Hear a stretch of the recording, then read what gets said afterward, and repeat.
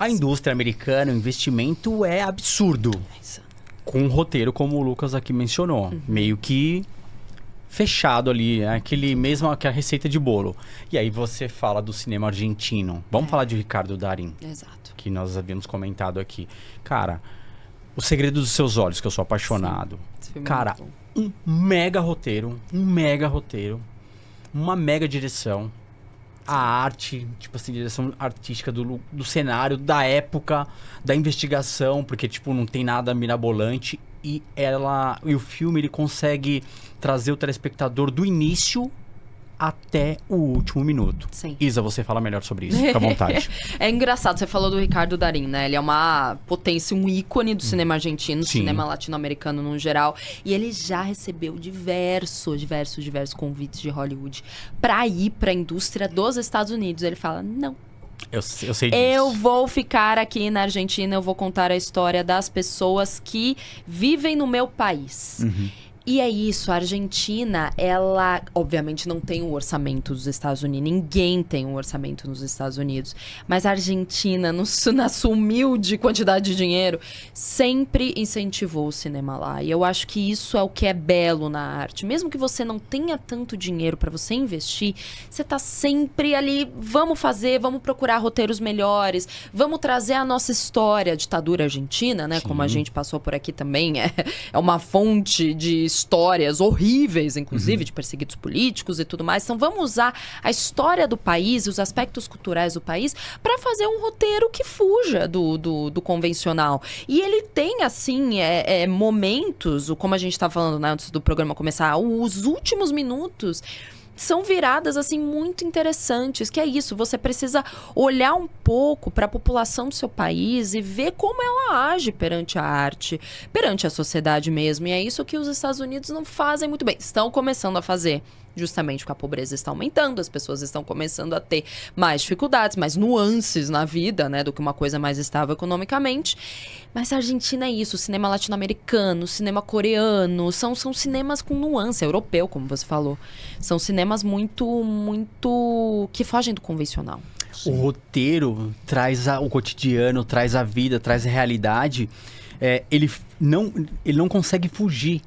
Ele consegue, assim, trazer um negócio gostoso e, ao mesmo tempo, você assistindo, você consegue ter uma visão política por trás de um todo. Assim como o cinema brasileiro também, né? Exato. Que eu acho o máximo. Desculpa te interromper, eu só vi aqui. E você sabe que, mesmo sendo um roteiro voltado mais para o público argentino e para a história da Argentina, é muito engraçado como alguns filmes do cinema latino-americano ou de outros países conseguem achar um meio termo entre a história do próprio país e agradar Hollywood. Ganhou o Oscar. Sim. Esse filme ganhou o Oscar. A Argentina, se eu não me engano, tem 2 Oscars. Podemos ver isso, mas acho que sim. Mas é um filme que agradou todo mundo, entendeu? Tipo, numa época que... De 2009, o roteiro é um filme antigo, né? A arte dela acho que dos anos 80, alguma coisa assim. Isso aí? 2? E 2009 que ele foi publicado ou 2002? 2009, então tô certo. Então não tô fugindo, porque eu lembro... Faz quase 20 anos, né? E é um filme pesado, né? Porque tem uma hora que mostra ali...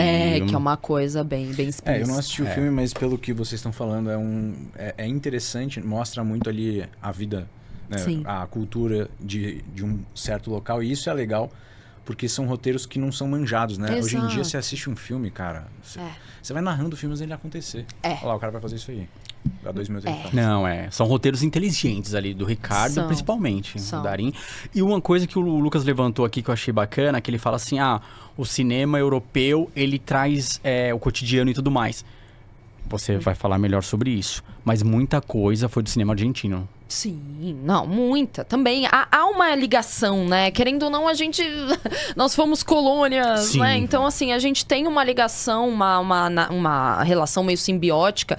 A Europa influencia a Argentina influencia a Europa, principalmente em temáticas. A gente pode até falar daqui a pouco de como, né, a América Latina, né, influencia alguns europeus, que às vezes não dá muito certo o resultado.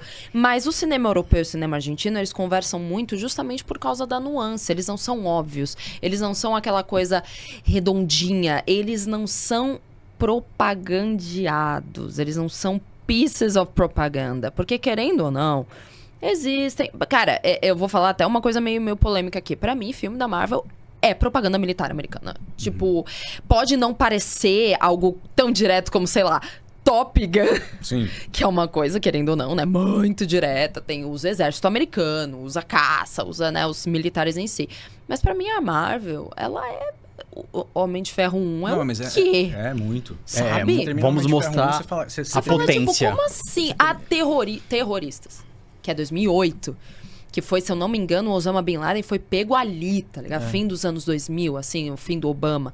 Então, assim, esses filmes europeus, latino-americanos, argentinos, eles não servem como uma propaganda de aspectos de um país que não são muito bem vistos. Já propaganda bélica. Tipo, sério? Você vai realmente pegar isso tendo uma riqueza tão grande? Eu acho que é isso também que o cinema independente americano está entendendo.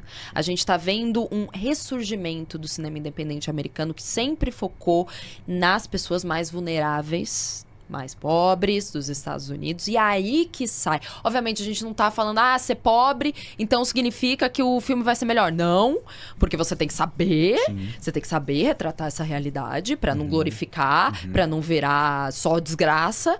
Mas quando você vê a nuance, quando você olha pra sociedade americana, pobre ou não, de classe média, ou até ricos mesmo, problemas psicológicos, terrores, assim, de dentro de casa, você consegue se aproximar bem do cinema europeu, que sempre olhou pra isso. Porque o europeu, ele é mais pra dentro, né? O europeu, ele tá mais interessado nas nuances do ser humano, nos meandros do psicológico, da psique. Americano não, americano é pra fora, né? Sempre foi mais extrovertido, espetaculoso, digamos assim. Mas é isso. E ela falou uma coisa interessante, que o cinema americano, ele veio numa evolução e perdeu um pouco a identidade. Porque se você for ver os filmes antigos, justamente... Os Donos da Rua, em 1991. Então, mostrava muito ali a questão de gangster, de como eles agiam, o cotidiano, meio que Cidade de Deus. Exatamente. O dia a dia, que vendia muito. E as pessoas gostavam muito, se identificavam, né? Até o próprio americano. E foi perdendo essa identidade. Se você for ver filmes históricos, E o Vento Levou. O Vento Levou, sim. Então, eu tô indo lá atrás. Sim. Eu sou meio louco, né? Mas eu tô falando a real. Assim que é bom. Não, mas porque é isso. Eu acho que, assim, o cinema americano, ele se perdeu quando ele começou a focar mais em blockbusters e menos no cinema autoral. E, assim, blockbusters... Antes, eu sou a pessoa, eu sou hater da Marvel. Mas eu tenho meus motivos. Antes da Marvel, do MCU se consolidar, o problema não é blockbuster... Senhor dos Anéis, a arte naquilo, aquilo tem intenção, aquilo não é pra vender bonequinho. O próprio Homem-Aranha do Sam Raimi, aquilo tinha intenção. O cara é um artista, o cara fez tipo... Qual que foi? A Morte do Demônio. O cara veio do terror, de filme B, você vê a intenção ali. Mas pra mim, a partir do momento que o blockbuster americano começou a focar muito em filmes de super-herói, com orçamentos gigantescos, como um filme pode custar 350 milhões de dólares. É a indústria, né? Isso não existe. Aí você quebra os pequenos.